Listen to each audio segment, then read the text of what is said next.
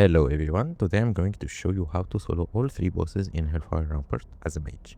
The main reason to do this is the blue items. Most of them can be disenchanted into small prismatic shards, and in some cases they're actually worth more to Wonder than to disenchant. If you're already farming Hellfire Rampart for the greens and chest loot, killing the bosses is a nice bonus that adds even more value to each run. And honestly, I just enjoy soloing bosses, finding a new way to kill content that wasn't really designed to be soloed. It's always fun to do that. So let's get started. For the first boss, the strategy is pretty straightforward. He has 2 healers with him. So the first thing we do is ship one of them for the entire fight while we quickly burst down the other. Once the second healer is dead, the fight becomes much easier because the boss is completely alone.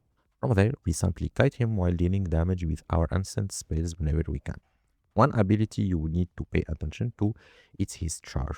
As soon as he charges you, that's when you blink away and continue kiting. If you're planning on soloing bosses or difficult pack regularly, I highly recommend using a movement speed enchant on your boots. Every little bit of movement speed makes kiting much more comfortable. If you really want to optimize even more, you can use Zanza. Another thing that helps is that once the boss drops below 30%, he starts slowing himself more and more as his health gets lower. By the end of the fight, he is barely able to keep up with you. After that, we simply finish off the remaining healer and move on to the next boss. And don't forget to loot.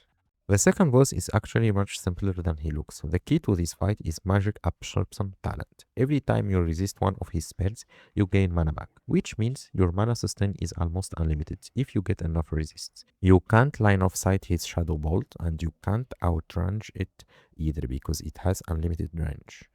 On the other hand, if you get too close, he'll start melee attacking you, and that's something we definitely don't want to tank. So the strategy is simple. Stay at range and slowly kill him while relying on your spell's resist, and kill all the Fellhound whenever they pop, because they are very annoying with the siphon health and the pushback they're gonna cause you. Mage armor and dampen magic help a lot here. And because the boss is only level 62, you naturally have a good chance to resist many of his spells. If you want to make the fight even safer, you can equip 2 or 3 cheap green items with shadow resistance. That's usually enough to noticeably increase your survivability. In this run, I'm not wearing any shadow resistance gear at all, and as you can see, the fight is still very manageable. The last boss is definitely the most interesting one. At first, I didn't think it was possible. In fact, in one of my older videos, I even said it couldn't be done because you're technically fighting 2 bosses at the same time.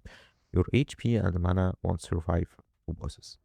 I tried several different strategies, including kiting them around the empty dungeon, but nothing really worked. Then I accidentally found the solution. Instead of fighting both of them together, I started attacking the dragon while it was flying. It sounded like a terrible idea at first, and I thought when I'm gonna attack the dragon, the orc will attack me. But it actually worked perfectly. As long as you stay away from the orc in the middle, he'll never become part of the fight, allowing you to focus entirely on the dragon. Keep Ice Barrier active and don't forget to use Firewords whenever it's available, and just keep dealing damage. You'll notice the dragon partially resists a lot of your spells, and that's completely normal. Apparently he got a lot of magic resistance.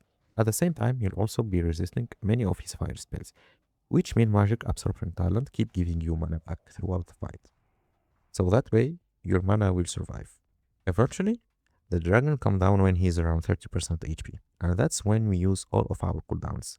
And that's the hardest part, so really pop everything you have, and don't hesitate to use a health potion if you need one.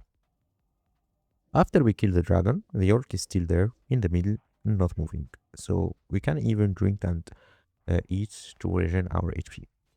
Then we're gonna attack him and kill him. But even by himself, he is not to be underestimated.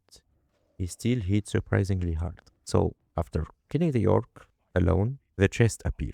Loot your 2 blue items, and that's another successful run.